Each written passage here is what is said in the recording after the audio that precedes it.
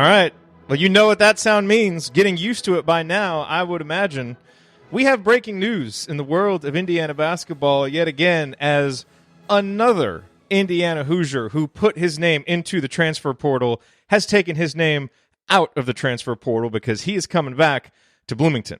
And that man is Race Thompson, who at times, if you recall, on this show, we said was Indiana's best player last year, because at times he was. Now, he didn't have the consistency of a guy like a Trace Jackson Davis, but we all know what Race Thompson can do. A glue guy extraordinaire, plays so hard on both ends, an excellent defensive player, a great guy at cleaning stuff up on the glass on the offensive end, has shown some growth in his offensive game, and he believes in what Coach Mike Woodson is doing, and he is coming back. His quote, which he posted on Instagram, after talking it over with my family, I'm happy to announce I'm coming back to Indiana. I'm excited for Coach Woodson and the future of the program. Go Hoosiers. Let's stop for a second here. Just recognize what has happened since Mike Woodson took over. He took over, and Parker Stewart is in the transfer portal, and Race Thompson's in the transfer portal, and Armaan Franklin, and on and on. And Trace Jackson Davis is expected to go pro. Now, Al Durham obviously went to Providence, made his decision very early on. Every other person, even assistant coaches like Kenya Hunter, have talked with Mike Woodson, figured out what his vision is going to be for Indiana basketball, and they have decided to come back. And what is really special, I think, sorry, I'm getting text messages. I sent out the link to everybody. It may just be me today, folks. That we obviously got this race, just announced this. I don't know. I'm recording this at 11 o'clock Central Time. He just announced it at like 10:40 Central Time. Not sure if anybody would be able to join me. So you may just have to listen to my voice, but getting text. Eric can't join. Alex can't join. So we'll see if anybody's able to come on. But, think about Race Thompson and Jordan Geronimo especially, right? Jordan Geronimo is from out east, comes here as a freshman, doesn't experience a ton of team success, doesn't get to play a ton, individually. And he talks it over with Mike Woodson, and decides to come back. Race Thompson, a guy who, in a lot of the rankings that you look at of big men in the transfer portal, he's right near the top. Clearly was going to have a lot of options for where he wanted to go. A guy with that size, that experience, such a team player, a guy who plays so hard. And there's a new coach at Minnesota where his dad is a legendary athlete, where there clearly was going to be a pull to go home. And he decides to come back. I mean, that's special. That really, each one of these in its own way is special. Trace Jackson Davis deciding to forego going to the NBA when that was clearly his plan. That's special. Christian Lander deciding to forego all the other options he would have as a 5-star point guard. That's special. But man, you start adding it up and it's really special. And I can't really fathom any other scenario thinking back to where we were as Indiana walked off the court after the Rutgers game. Fans booing. And you can say what you want about fans booing, whether you like it, whether you don't like it, whatever. The team's performance and the program's trajectory had gotten to a point where fans are booing their own team off the court.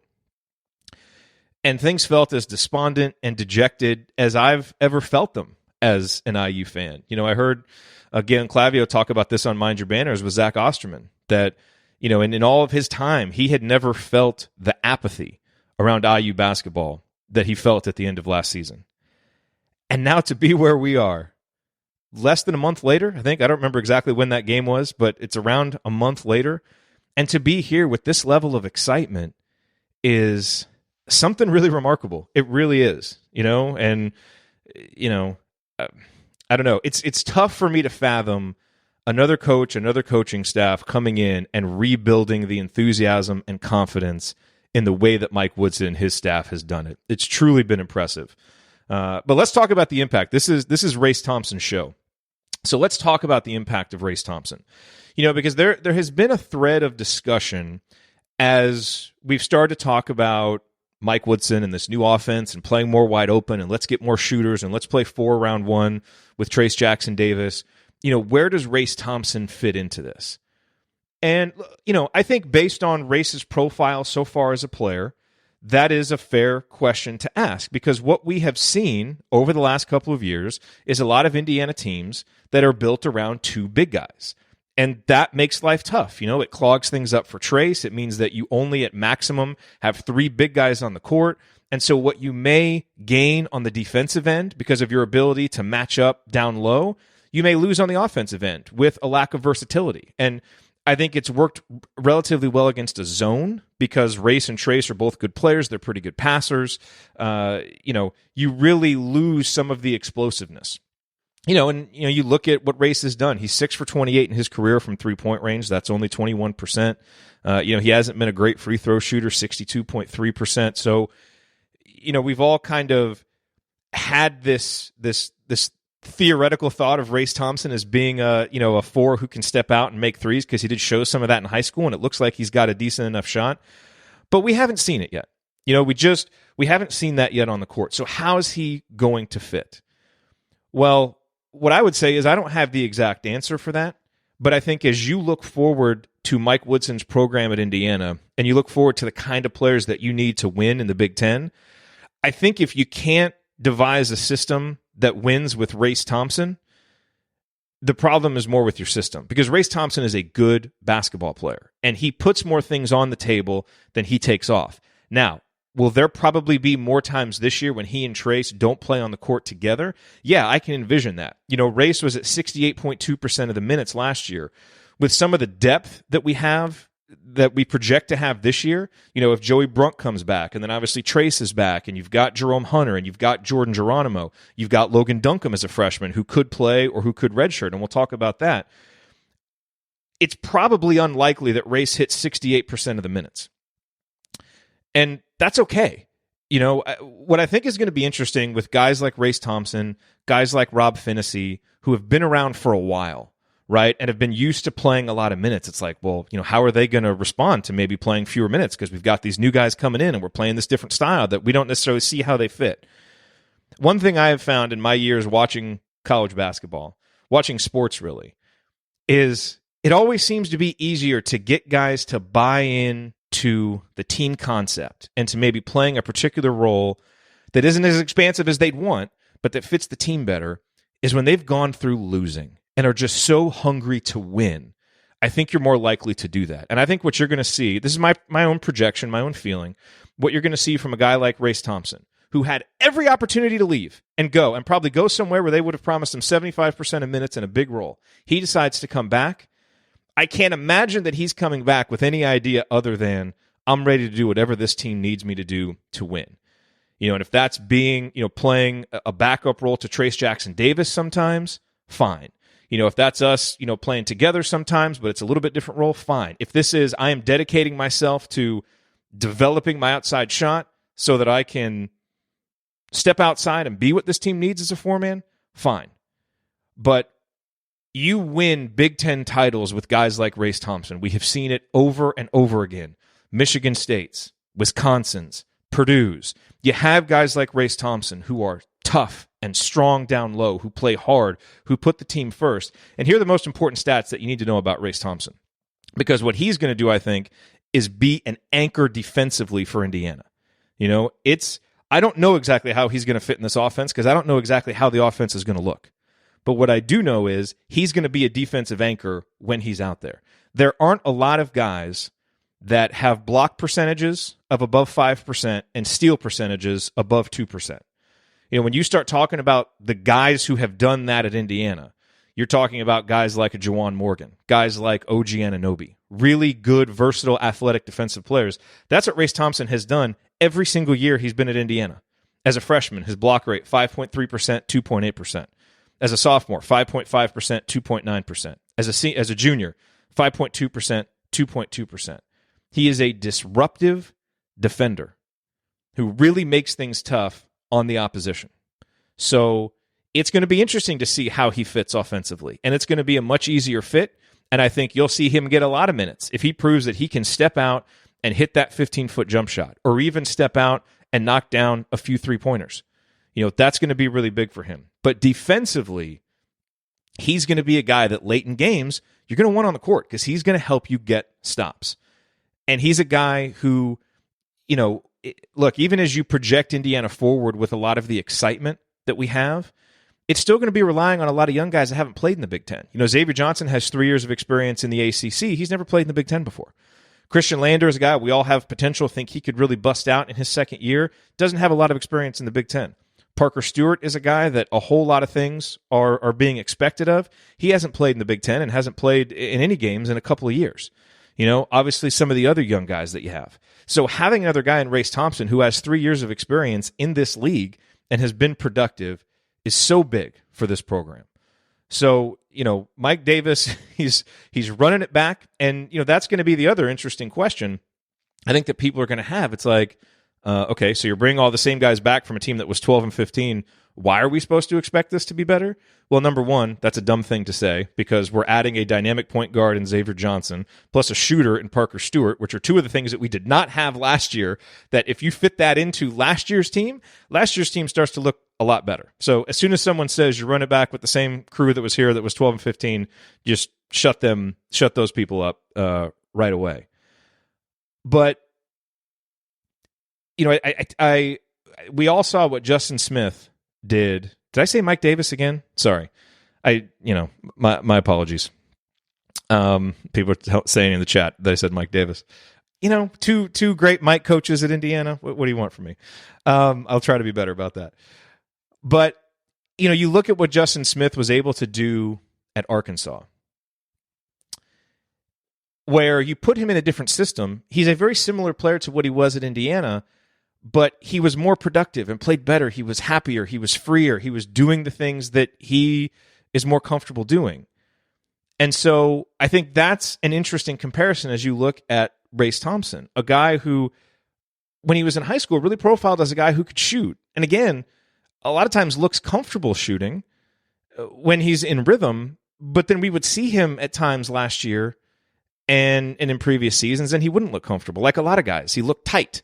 Looked like he was afraid to take a shot because maybe he wasn't supposed to take a shot. And, we're going to see. Was that just endemic in the Archie Miller program?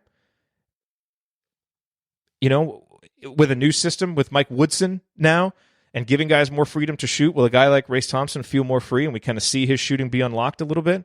Because I still think there's a little bit more there. I don't think this is going to be a guy that you're going to want to count on as a three-point shooter. But if he's at least credible from 15 feet to open up space when he and Trace are playing together, that's going to open up so many things offensively that weren't there. So,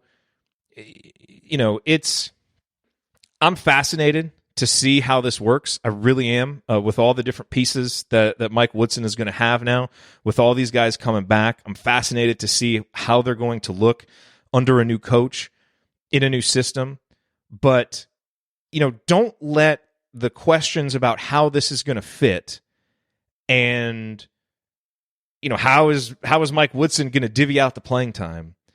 Don't let those questions obscure the fact that, my goodness, bringing all these guys back is an incredible sign about Mike Woodson's ability to paint a vision, get guys to buy in, build a relationship in a short period of time. And don't underestimate the power of having the leadership of a guy like Race Thompson, who has been around, has been through the battles, had the opportunity to leave, and decided to come back. It's really, really important. And it's an excellent sign to everybody else who's looking at Indiana basketball to say, damn, there hasn't been anything special there in a while, but it sure looks like something special is building right now. And that's what Race Thompson coming back seems to me. Because of all the guys in the transfer portal, he seemed like the guy who was most likely to go. A lot of people had kind of started to write him off, as a guy who, hey, he's probably going to leave, so let's start thinking elsewhere. And he's back. Really, really big. I'm so glad to have him back. And I think he's the kind of guy that is going to find a way to carve out an important role in this team. I think Trace Jackson Davis is obviously the star, and I think he's going to continue to be the star, and I think he'll be Indiana's leading scorer and all of those things.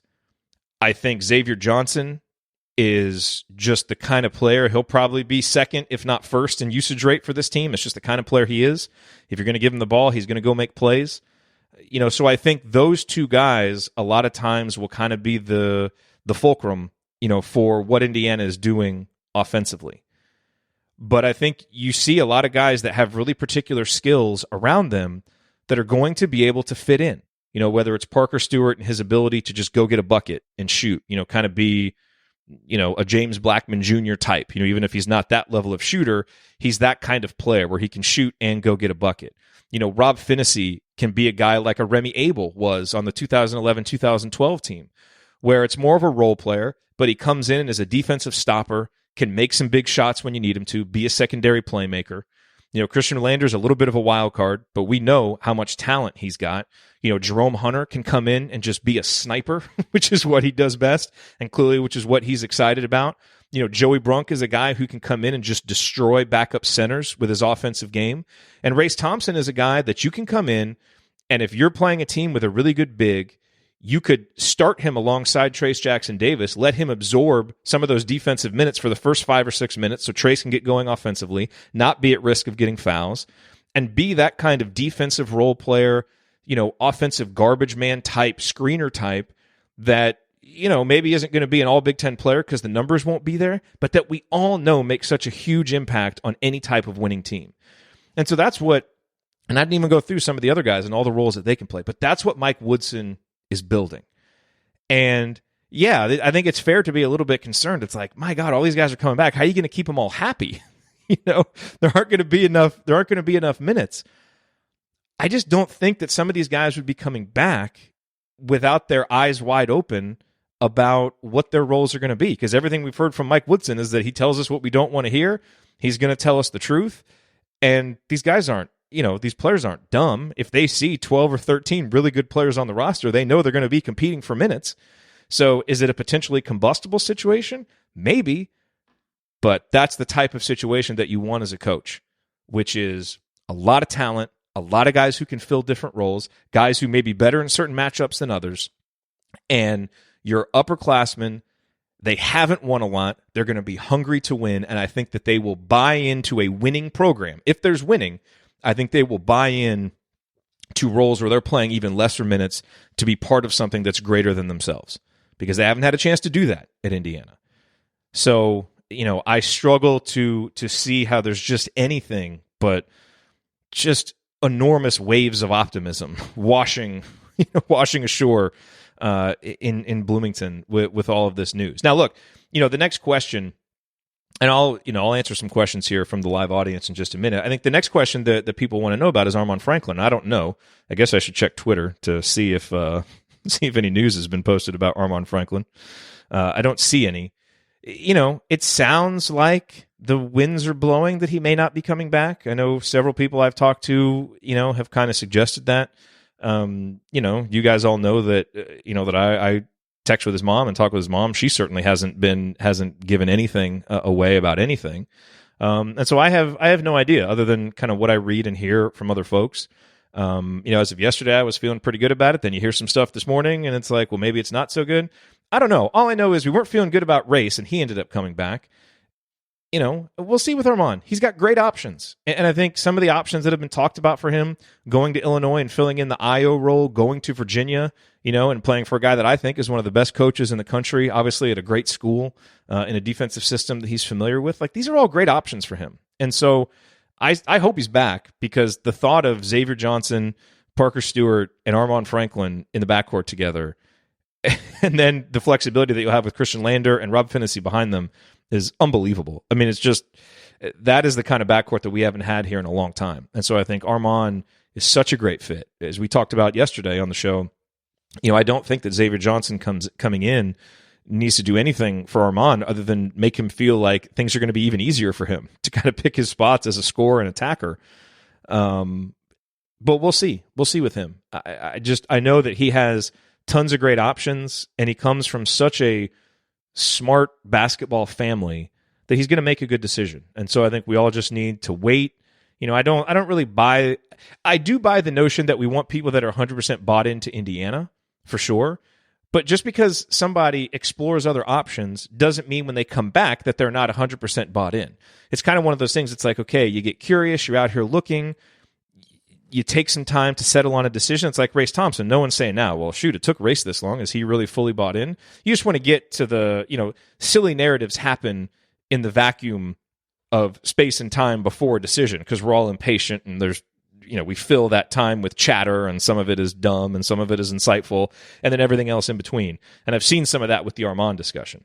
Yes, we want guys who are fully bought in, but let's let him go through the process, see which of the great options he wants to do. And if we know anything about Armaan, he'll be 100% bought in, whatever decision he makes, just like he was to Indiana the last couple of years. And let's go. If he's with us, that's amazing. I mean, it's an incredible kind of cherry on top to the roster building that Mike Woodson has already been doing. But if he's not with us, we have the depth to absorb it. I don't think you can't possibly say the roster would be as good without him. But that may be the decision that he makes. And so we'll wait and see. No real sense speculating about it beyond that. We should find out relatively soon, and then, we'll go from there. So let me open it up. If you guys have questions, post them here in the chat. It looks like none of my emails that I sent out to our usual gang of impromptu live show guests were able to come on. We got this one together really quickly, so I had to kind of do it because I've got a webinar coming up this afternoon, so I had to do it. I won't be able to be on Assembly Call Radio tonight, but special guest Dustin Dopirak will be with us. He talked to Xavier Johnson right after Xavier Johnson made his decision, and so he'll be on to give us some insight. Andy should be back to host. He is getting the second vaccine, so let's hope that Andy is able to not have some of the adverse side effects from that second vaccine. But he and Coach should be here along with Dustin Dopirak to kind of break down all the news that we've gotten and just kind of take stock of where we are. Let me look at some questions that we've got here from Owen Does It All. Why did Race take so long? Oh, I put the wrong one up there. Okay, why did Race take so long? Because it's a big decision, and he had a lot of options, and one of those options was going home. And, I don't, take so long. I don't even think he took that long. I mean, this is a really big decision. So I'm sure that there was some pressure from the Indiana side of, hey, we want you back, but we've also got to start prepping, and there's a lot of guys in the transfer portal, and so if you want this spot, it may not be here forever. So that may have sped up the decision. I don't think he took so long. Man, I would want to take a lot of time to make this decision. If I had a kid, I would want them to take a lot of time. So I actually don't think any of these guys are taking a long time. I think they're all making their decisions pretty quickly because of just the inherent pressure of how many options are out there in the portal. So I would not look at it that way. I think he took as much time as he needed. He's a valuable guy, and so his spot is here, and now he's back. He took the time that he needed. And Armaan has taken the time that he needed. I just don't think framing it in the sense of, taking it that long makes a ton of sense. Let's see. So J Thompson 28 says projected starting five with or without Armaan. So this is tough. Xavier Johnson, I think, projects as your starting point guard. I don't think you bring him in. I mean, obviously he's going to have to earn it, but he's the most accomplished of the point guards on the roster. Trace Jackson Davis is obviously going to start, as I said. I think those guys are your two anchors. From there, if you have Armaan Franklin, he's the third guy. Like he would be starting. So if you have Armaan Franklin, now I think what's interesting is, you've got to get some other shooters out there. And frankly, what I would like to see is a starting five that can change based on the matchup. I know that seems crazy, but I would like to see more of an amoeba type lineup that is really based on matchups and situations. And again, so a team with a great big guy, I would like to see Race Thompson start on him so that he can absorb some of that defensive pressure early on and so Trace can just focus on getting himself going offensively, right? So I think you can do that. But if you don't have that, now some of it's going to depend on, well, what kind of summer does Jerome Hunter have? Because he's a wild card. We know the kind of talent that he's got. But if he's really focused and better and stronger and better defensively with his ability to shoot, I think your idealized version of the lineup is him playing the four along with Trace, and now you figure out what to do with the other guard position. Some of that's going to depend on Christian Lander's development. Christian Lander has the talent that if he develops and he gets the shot to a point where it's passable, well, good luck keeping him off the court. And good luck to defenses trying to figure out what the hell to do with Xavier Johnson and Christian Lander in the open court, because now you've got two attacking point guards with excellent vision. So if you get some shooters around those guys, like a Jerome Hunter, and like a Parker Stewart, And if either one of those guys can obviously step out and be a spot-up shooter themselves, that gives you a lot of options. So I know that doesn't answer the question specifically, but I would say that my guess, if you had Armaan, that it would be Xavier Johnson, Armaan Franklin, Parker Stewart because of the shooting and the ability to go get buckets, and he's a good-sized guy who can match up with other wings, and then Jerome Hunter and Trace Jackson Davis, with maybe Jerome and Race kind of flip-flopping depending on the matchup. If you don't have Armaan Franklin, then I think you're looking at, and please remind me if I'm forgetting anybody, but I think you're probably looking at, and look, there could be another guy coming too. There could be other transfers, especially if you don't get Armaan. If Armaan decides to go elsewhere, Indiana's almost surely going to look for other shooters. So then if you don't have Armaan, you're looking at, I think, Xavier Johnson, Parker Stewart, Trace Jackson Davis, either Jerome Hunter or Race Thompson. And then again, this is where you don't know with Christian Lander. I would imagine Christian Lander will open the season coming off the bench, but if he really develops well, slide him right into that starting spot. He's already going to have some of the pressure taken off with Xavier Johnson being, what I expect to be the main guy. So, I think you're going to want to get him out there. And look, it's very possible that Mike Woodson ends up siding with experience early, and that Rob Finney is a guy that you want to be out there as a starter because he can take the toughest defensive matchup. And if his shooting confidence is back and he's playing off the ball, he's been a really good spot-up shooter. And so with a guy like Xavier Johnson able to go in there and create space or attack the defense and create space for guys on the wing because the other defenders are having to be drawn into him. Well, now if he's flanked by Parker Stewart and Rob Finney on the wings, both guys who have shown they can be great catch and shoot guys, that's tough too. So I don't mean to duck the question, but as I start talking this out, you can start to make the case for 7 or 8 guys to start. So it could depend on how they develop, how they play, what the matchup is, exactly what style Mike Woodson is going to play, which we don't yet, totally know.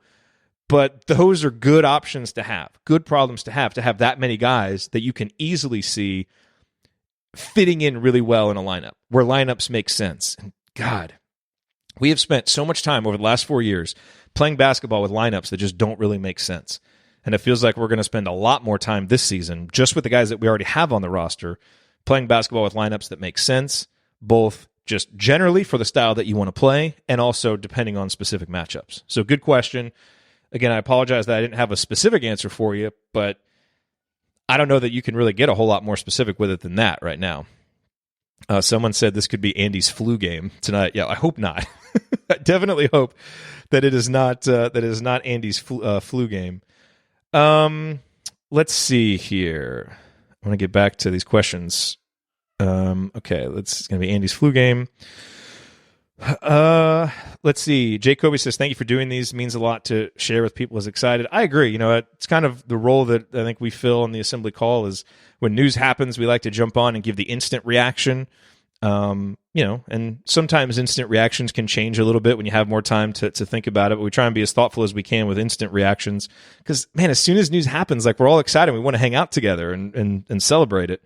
So, we love doing them, and we really appreciate everybody who's here listening and who supports us in doing it. Do I think Armaan will come back? Man, honestly, I'm at 50-50. Like, I don't want it to be a cop-out, but yesterday I think I texted, Coach that I felt like it was 55-45. Today you hear stuff that sounds a little bit different, so I don't know. I mean, I'd be flipping a coin, basically, is how I feel about it, which I guess is maybe more optimistic than some, but that's kind of where I'm with it. Josh says, Jerome Hunter seems to be going under the radar. Do you see him playing a big role in this new system? I absolutely do. Because, Jerome Hunter is a guy who I think can really hit the ground running in the new system if he's bought in defensively because, he's not really a guy that needs to fix his shot. He's not a guy who needs to fix his confidence. You just put him in a system where the idea is, hey, let's go take and make open three-pointers. He's already ready to do that. And so the key will be, is he in lineups that kind of help create space for him to get open shots on the perimeter and that he makes sense in from a defensive perspective? Because you could foresee in certain matchups going big with Trace, Race, and Jerome, potentially letting him play the wing. But I think for the most part, because of the depth it looks like we're going to have in the backcourt, you'll probably see him playing more of the 4 alongside Trace to where he's really able to space the floor, along with 3 guards on the outside who can shoot. And now Trace has all kinds of room to work. But, and you saw Jerome's reaction when Mike Woodson said that he wanted to, to take more threes, play a more modern style of offense. He was ready to go. So, I don't know if he's necessarily going under the radar, I guess, to answer your specific question, because I think there are still questions about his consistency and his ability to defend, and those will need to get answered. But I think everybody sees the potential for him to be just a double-digit scorer, maybe a microwave guy off the bench if he's not starting, because of his attitude, because of his ability to shoot, and because of the system that we project to play. Okay, we have a special guest here on with us.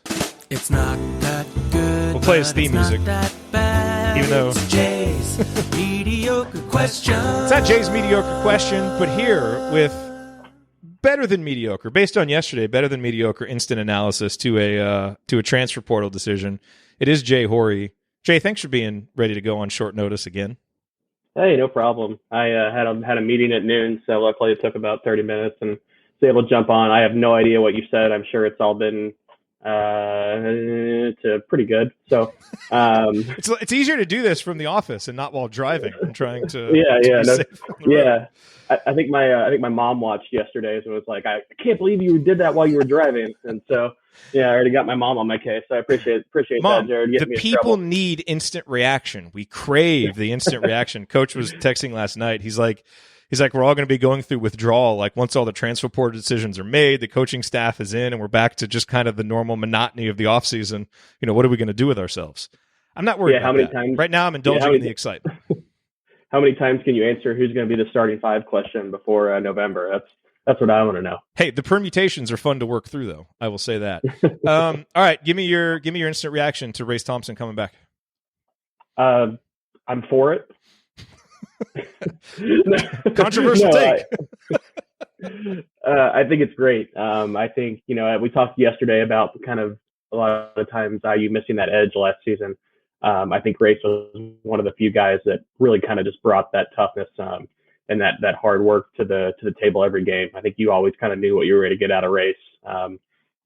But he definitely brings a different aspect to this team. I mean, the ideal situation, he can play a little bit of 4 in the 4 out 1 in offense, where he can feel confident enough to catch the ball in the perimeter and shoot the 3, provide some floor spacing with Trace.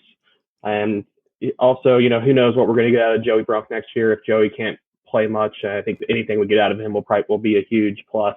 But having Race there that can also play some 5 if we need him. We want to go a little smaller. Hey, we can maybe even play some 5-out offense would be awesome to see. So I think he really just adds another dimension. As we talked yesterday, Xavier Johnson added another dimension to the roster. I think Trace coming back really fills a gap there that we would have if he wasn't there.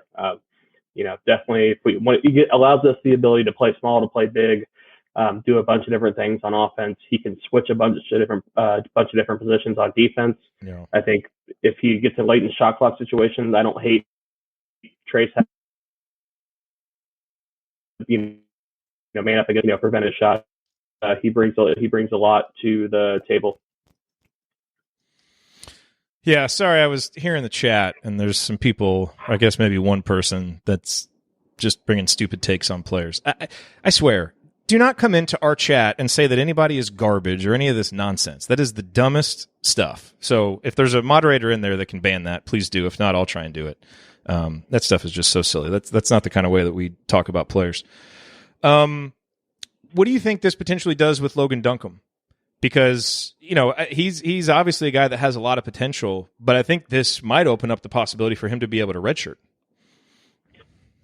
Yeah, and I don't know. I'm not a big using red shirts just to use red shirts kind of thing. I feel so rarely guys stay at a university for 4 years. I don't know that staying a guy for a year really does a lot. It seems like I know some coaches still do it every once in a while. Painter key one. But Jay's connection isn't very good, is it? I think I need Logan to contribute next year. I think Logan brings some stuff that we don't have. I mean, I think he can kind of face up a little bit And again, I think a lot of this depends on what we get from Joey. If we get nothing from Joey, then I think we're going to need a guy who can play the 5. If we're going to need that inside depth. If Joey can come back and play 15 to 20 minutes a game, maybe it's a different conversation. I just don't know that we can count on that at this point. And I think Logan's his motor, and I think his skills, I think will allow him to play 10 minutes a game if we need him to. Yeah, it's a good point. And, it's not redshirting is one of those things that can kind of happen after the fact. It's not like you have to declare it at the beginning of the season and then, you can never undeclare it. Some of it will be based on his own development, because if he's, at 6'10", 6'11", if he develops quicker than you think, he could be really valuable in certain matchups, especially, as you said, if he can step outside, shoot. Certainly we saw this year, with Justin Smith leaving, Joey Brunt getting hurt, what it can look like when you get really thin down low. So just to have that depth is huge, and you want to stack your roster with as many good players as possible. That's what Indiana is doing, and we'll see how it shakes out. You have some guys that maybe project as more developmental types, like a Logan Duncombe, like maybe an Anthony Leal or a Trey Galloway, where if they get a little bit lost in the shuffle this year because of how many options there are, maybe you could redshirt them, or they don't need to be rushed into playing, in situations before they're ready. Or the competition for playing time motivates them to pull something out of them that we're not even expecting. That's the place to be. Are you concerned at all about, having too many mouths to feed now? It's like, now we have all these players who are coming back. We're already at that point.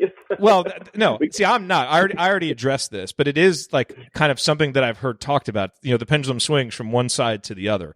I don't think it's a problem, but are you concerned at all about Mike Woodson in his first season, being able to manage a couple of guys with NBA aspirations right away, and Trace Jackson Davis and Xavier Johnson, and young 5-stars like Christian Lander who are going to want time to develop, other young guys who got a taste of playing last year but maybe don't get as many minutes this year. Like, are you worried at all about a first-year coach being able to manage all of that stuff? First-year college coach being able to manage that? I'm not. I'm just being devil's advocate for you.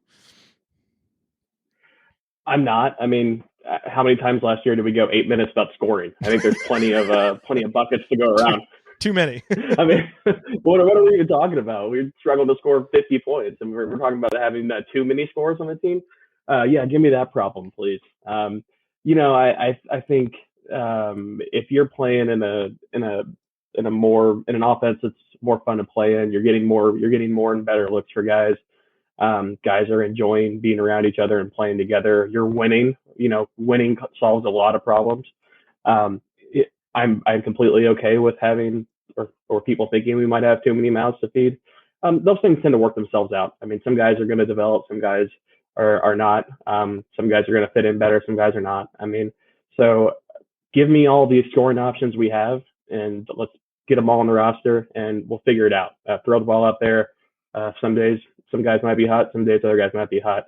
Obviously that gets us to kind of the big question mark is what's going on with Armaan, and that's kind of the big opening we still have, and that might resolve itself too. Yep. Look at this. We went from having no guests to an abundance of guests, as we have the coach Brian Tonsoni and Scott from Crimson Cast. We got to play the smooth sounds of the Crimson Cast intro. All right, let's get your guys' intro thoughts. Scott, hit us with it. Your reaction to Race Thompson coming back. Yeah, so I mean, I've been on vacation for 5 or 6 days. I assume I know I need to leave more often. I assume we're talking about, I missed a lot of stuff, so I assume we're talking about Porter Moser and his, record against the Big East, and I think he'd be a great hire for Indiana. I also look at Musselman. No, this has been, I'm kind of catching up. No, this has been great. Like, Monday was awesome. We got the Fife news. We got the transfer yesterday. We get Race Thompson today. So no, this has been awesome. I'll kind of take a higher level view because I haven't talked to you guys since a lot of these things happened. I was talking to my wife on the drive back yesterday from our trip, and I still stand by my initial take, which is I'm starting to see the positives in the Woodson hire. This was a week ago, but I don't think you can be all in. I don't think you can be all out. I think you were wrong at the time to kind of be 100% in or 100% out. in that intervening time, the positives are becoming more and more apparent. He's doing a great job of, the funny thing is everyone's been joking, like, is he going to be able to recruit? To me, this is actually harder than recruiting because all of these guys at somewhat had some kind of hole dug where they had already made up their mind, like, I'm going to go somewhere else, or I'm going to try the transfer portal. I have really good options other places. Where some of them, like, it sounded like, Trace Jackson Davis was already done. And so you had to get him excited about IU, you had to get him out of the hole and then get him above the hole, so to speak. So he's been doing a fantastic job. I think the Race Thompson, any of the kids who played for us and want to stay, I think is really good. I'm still trying to find the best way to put this into like a good analogy, but I will say that, Ryan had mentioned this in one of his podcast rants. I agreed with it. I still kind of did that, we don't need an IU guy. We need to get the best coach. I mean, Jerod, you said a bunch of, we just need to get the best coach. We need to get an IU guy. And I've always been like, all right, we're doing the IU thing. We've tried it. We're done with it. Now that we're like 2 or 3 weeks in, I will say it does retroactively look back at how much of kind of a shell Indiana basketball was. It was kind of this name only, and we were trying to be this brand with no real like identity. We saw it with Archie's teams. We saw it with Crean here and there, but definitely under Archie, it's like we always used to say on Crimson Cast, like the team has no identity. Like what is our identity? And it feels like for 20 years, we've kind of been just trying to be a name brand without really an identity behind it. And now in just a couple of weeks, it's like, you kind of have that family feel, and it's like, all right, this makes more sense. Like, this feels more like Indiana basketball. Again, I don't want to say that I grew up with, but just more like a program that's also a family. Like you see it happening at North Carolina, where they continue to hire kind of guys within the program, but they're very close. They always talk about their pro guys. Everybody comes back. Jordan wears his North Carolina shorts everywhere. It's a real identity, and it's something that so anyway, all that said, I love the direction we're going. I think adding Race is fantastic. I heard you guys just right when I hopped on, about are there enough mouths to feed?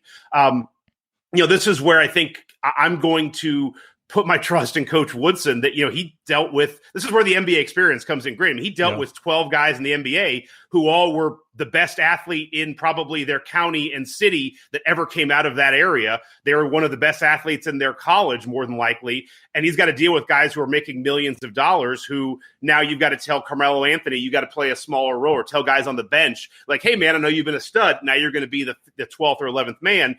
I think he can deal with Race Thompson. No offense to anybody like that. Like I think he can build a roster and find ways to put it there. And, honestly, it's like these guys were able to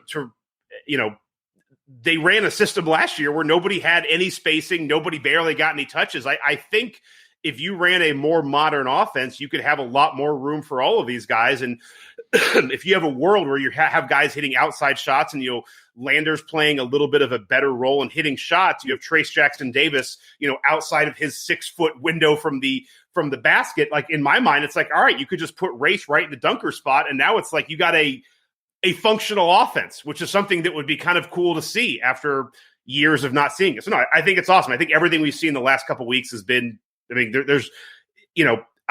it's been great. I want to see it on the court because I don't want to get into we're winning the press conference kind of thing, but this is more than just winning the press conference because Coach Woodson is showing an ability to get things done, change minds, and, anyway, so it's good.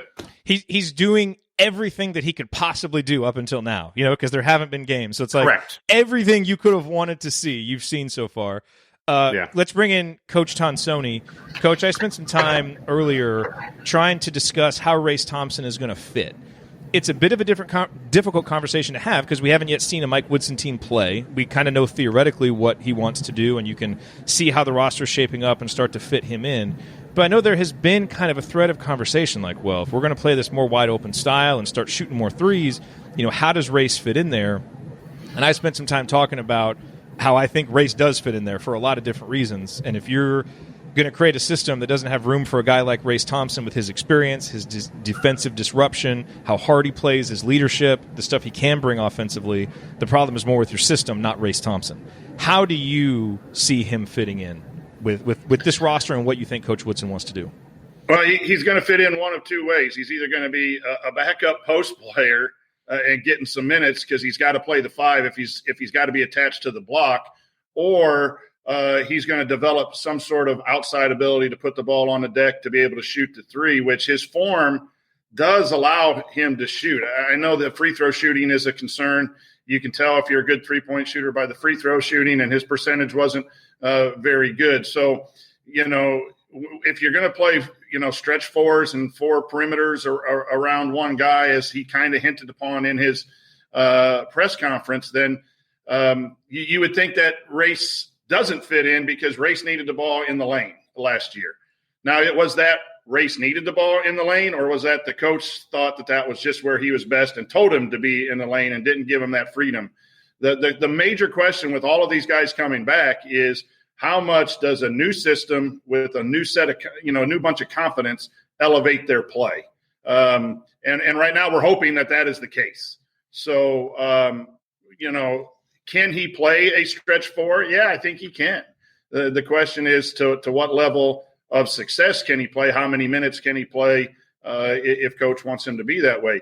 But you never turn down a Race Thompson because of his toughness, because of his experience, because of his grittiness. I mean, that is exactly what we all like in Coach Fife and coming back and that IU brand.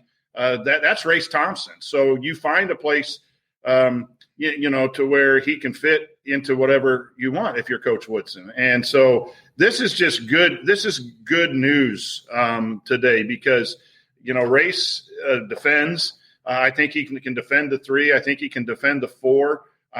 If he wants to be here and he has that kind of bulldog mentality, that's the kind of guy you want in your program. And as far as, I sat here this morning when I was supposed to be teaching and wrote up a bunch of lineups potentially. And I see. That's why we love you, Coach. Well, so we're starting the Vietnam War. I told them, look at Vietnam War music. And so they put their headphones in and let me be because, I got the Masters to watch and I got lineups right here to draw out. That's important. And they'll be all right. But there's 7 starters, I think, potentially. If you just look at it with experience and ability, there's 7 starters, and Race Thompson fits into that. If you want to put him at a stretch 4, or would you rather have a guy like Hunter at the 4? And, you got Lander, Finney, Johnson, Stewart, all in that with obviously TJD. And I think your Leo, Galloway, Geronimo, Duncombe are going to be program builders and depth and practice guys and get in there and have that specialty moment for a game. So, good news. Good news. This show today is kind of like how Indiana's roster has been. We went from having not enough and me by myself for 25 minutes trying to do it all, and now we've got an overabundance. How are we going to feed all these mouths here on the show as the coach Jeff Marlow joins us? Before we move on to another topic, Jeff, I just want to get your thoughts, too, about how you see Race Thompson fitting in with the roster that's being assembled. Well, I was just listening to Coach a little bit there, Jerod, and I think he's right. I think it's going to be here's the big Mike Woodson challenge, and what we hope he's bringing is development. Player development. He's got to make Race into a legitimate stretch 4, whether that's at least shooting the 3 or whether he turns him into a driver and a finisher. He has to, for Race to get the minutes that he would be coming back for, he has to been told that they're going to develop him into a stretch 4 type. But I like Race coming back because as somebody mentioned in the chat a little bit as I was waiting backstage, he can at least guard 3 positions. And I think that's what Mike Woodson's looking for. And look, and let me play the role of Ryan Phillips. If he were here, he can't be because he's working. But if he were here, he would remind you all of what he has said many times with his scouting report of Race Thompson from high school, is that this guy could shoot. He showed in high school that he could shoot. We haven't seen it, but we've seen a lot of guys who could shoot in high school struggle at Indiana, under the previous regime. And so we're going to find out, I think, pretty soon. Is that something about them? Is that something about the system? But it's there. And that's something we talked about before last season, this kind of theoretical shooting Race Thompson. It never materialized, but it does feel like some of the mechanics are there. If you can get the confidence and if he's able to get some good looks and rhythm, we'll see how that goes. One other thing I want to talk about, and Scott, something you said actually, I think kind of brought this to my mind. It was, you talked about how Mike Woodson's NBA experience of, coaching guys who have been, they were probably all the best on their college team. And now they're in the NBA and some of them are playing big roles. Some of them are not playing roles. How do you manage all that? Dane Fife has done some of that too, because Michigan State has had some deep rosters where guys have come in that were big recruits that didn't play a lot the first couple of years, had to accept different roles, and those roles would change from year to year. And, Coach, I just want to get your perspective. Coach Thompson, I want to get your perspective on that real quick. Obviously, look, it's a challenge that you want to have. You want to have more good players than not. And I think something that I've really thought a lot about is, if a guy like Race is coming back with all the options he had, if a guy like Rob is staying committed to the program, they're not dumb. They see all the talent that's coming in. They know that there's going to be more competition for minutes. But these are guys that haven't won a lot of games and are going to want to be part of winning. So, A, do you think that is going to kind of matter for these upperclassmen accepting roles? And B, how big of a challenge do you think it is for Mike Woodson to figure out how to get these guys into roles, especially as a coach first time dealing with college athletes, get them to buy into roles and not let too much talent and kind of a too big of a roster become something volatile that actually hurts the team's progress rather than helps it? Well, I think Scott's absolutely correct. The NBA experience, when you got egos and like that, is going to help with college kids. I think it speaks volumes to the message that Coach Woodson is selling these kids, where you have an option to go and start over and maybe find playing time, guaranteed somewhere, maybe a smaller school, maybe a bigger school, whatever, and they're not leaving. And we still have one left, and I know that, but the majority of guys, they're buying the message. So that's good. It's going to be a constant challenge, because in 2 weeks and you talk to coach about your role and everything's happy, and then when the ball starts bouncing in November and you don't play, you could always have those issues pop up. It's a constant challenge in coaching to keep people happy. But, if you're interested in Mike Woodson, get on a plane and come interview me. I won't always go back to that line. Trace Jackson Davis, he told me the things that I didn't really want to hear. So he's not BSing these guys. He has nothing. The thing that I've really come to like about this hire is he's circling back. He doesn't have anything to prove. He's very happy with his career. He wants to bring Indiana back. Whether he does that or not will be determined in the next few years. But he's not going to worry about a kid going to somewhere else. If the kid doesn't want to be here, fine. We'll go get Xavier Johnson. We'll go get the next guy, and we'll get people in the uniform who want to play. That is refreshing. I hope that the pressure of the situation doesn't change. Our last couple coaches came in with high fanfare, or at least some resume, and I think that the pressure changed them and hurt them, and their decision-making was clouded because of that pressure. I don't think Mike Woodson's going to cave to the pressure. So I think the message is being heard, and I think that he'll just have to find ways to keep being honest. Yep. All right, so we're coming up on about an hour here. Thank you guys all for coming on short notice. It's awesome to have so many people here. But let's go around the horn and just get kind of some final thoughts, some summation thoughts, both on the Race Thompson news, but also just kind of where things are shaping up, and maybe give us your without Armaan, because we don't know if Armaan's coming back or not. If you were picking the starting lineup for the first game, give us your opening game starting lineup. You got to go on record right now. Jay, we'll start with you. Well, first, final thoughts. I'm old enough to remember 2 weeks ago when Geronimo was transferring home, Race Thompson was transferring home, Trace was going pro, Armaan was going to Illinois.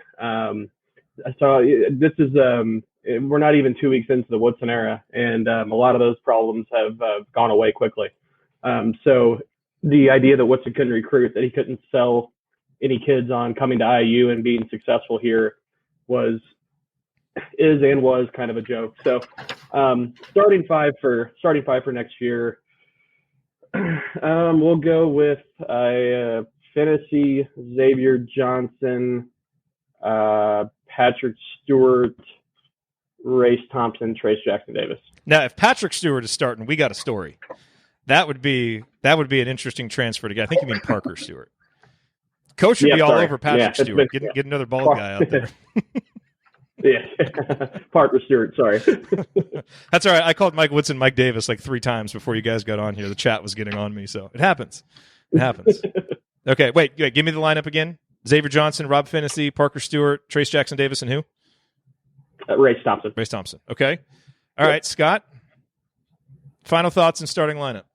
Hey, when are you guys recording the Crimson Cast, by the way? Galen put the call out earlier on Twitter. Is that coming tonight? Probably today or tomorrow.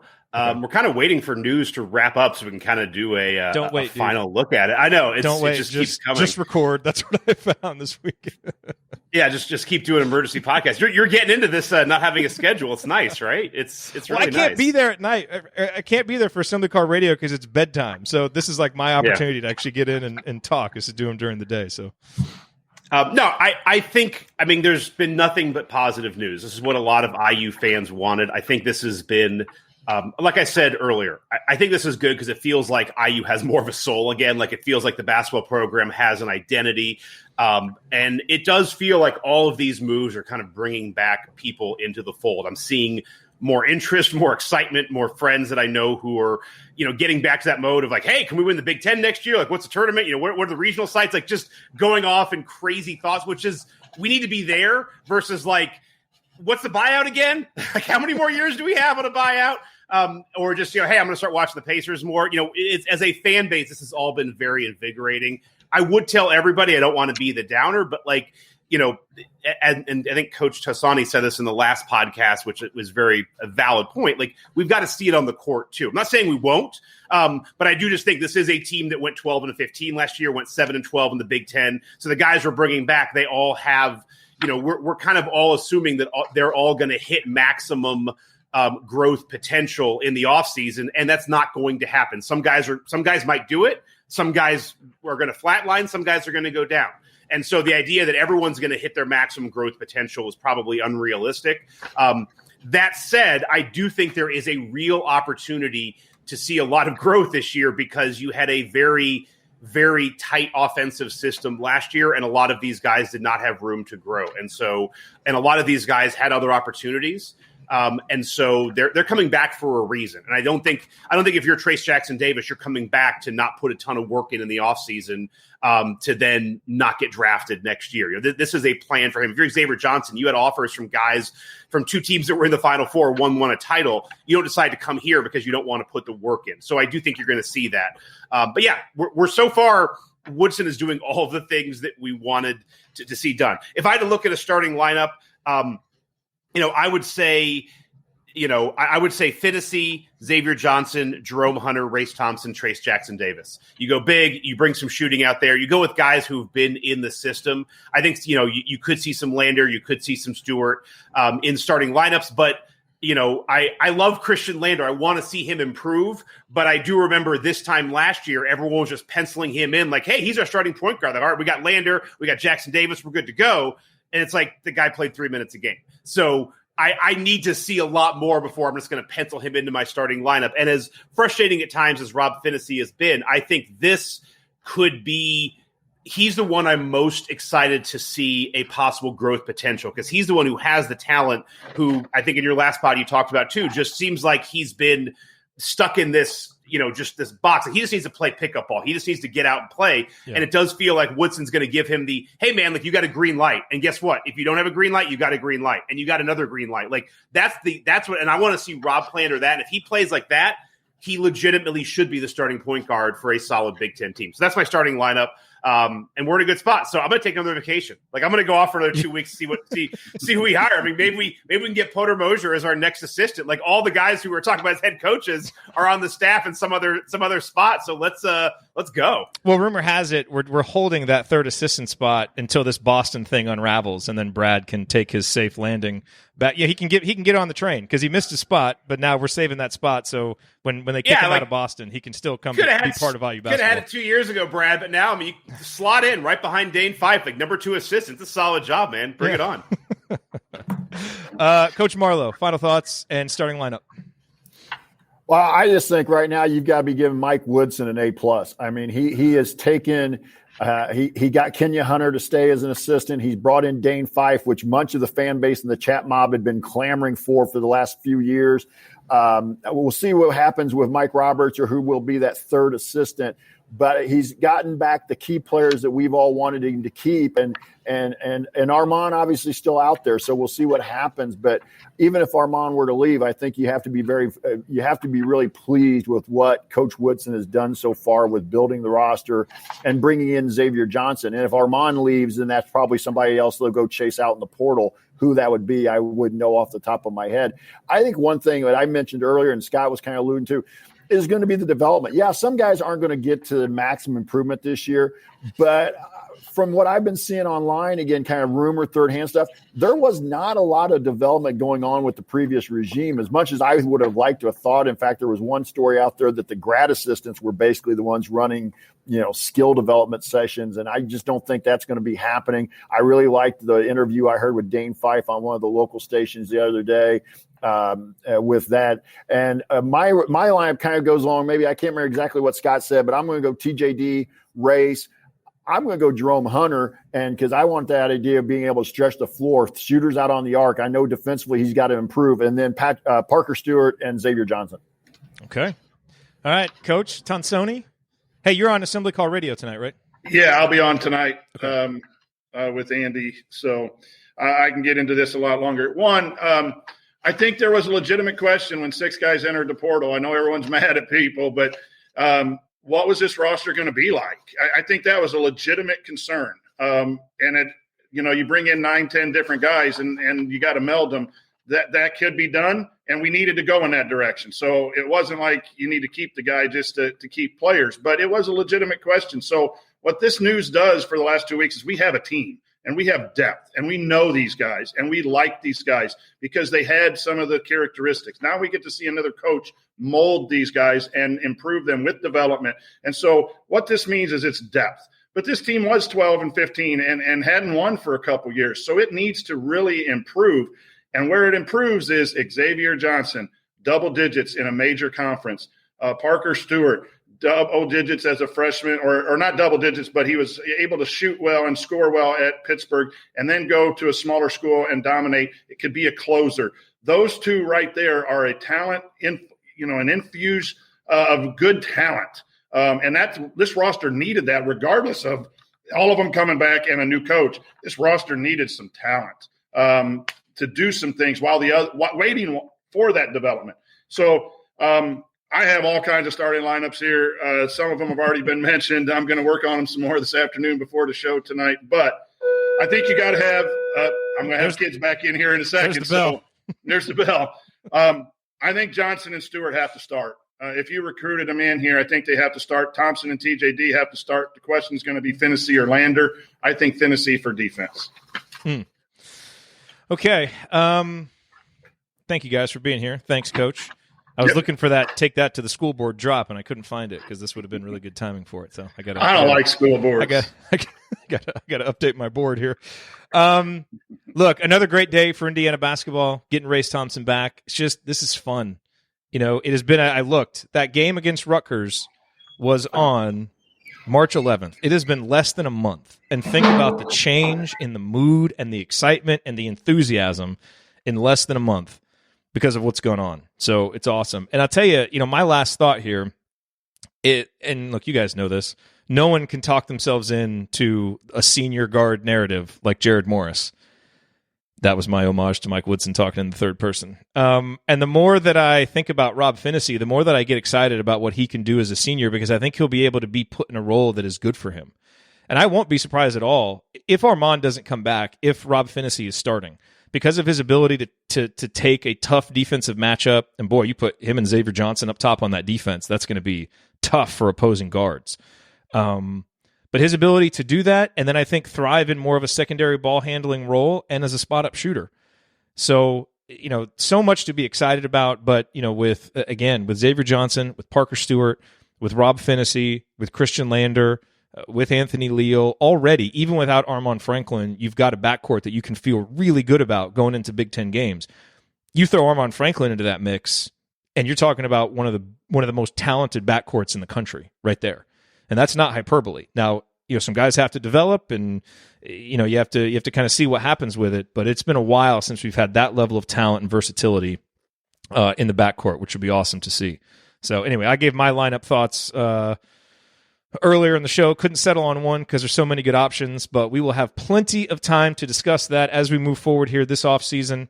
And we'll keep having shows as long as there keeps being exciting news to talk about. So thanks to Jay, to Scott from Crimson Cast, to Coach Jeff Marlow, and Coach Tonsoni for joining me. Thank you to everybody who was here live Hey, Race Thompson is back. It's a good day for Indiana basketball. And the Assembly Call will be back tonight, Thursday night, for our regularly scheduled Assembly Call radio. Andy Bottoms, Coach Tonsoni, Dustin Dopirak will be on to assess all of this news. As always, until then, keep your elbows in and your eyes on the rim. Go Hoosiers, and we will talk to you very, very soon. We ain't done yet. See you guys. Thank you. Thanks for coming out. I like everything about that. There we go. I got to run. It's my lunchtime, so I got about 15 minutes to scarf some food. Cool. Go get some food and get to class. My students are back in here just watching me on here and putting pressure on me. Thanks for having me, though. Hey, thanks for being here, Coach. They just got back from lunch, so yeah, here they come. Yeah, these are my winners. Hey, there they are, right here. making their Assembly Call debut. Welcome. School board. All right. That's awesome. Take that to the school board. Take care, everybody. All right, guys. We'll see you. y'all. Peace. See you tonight. Hey,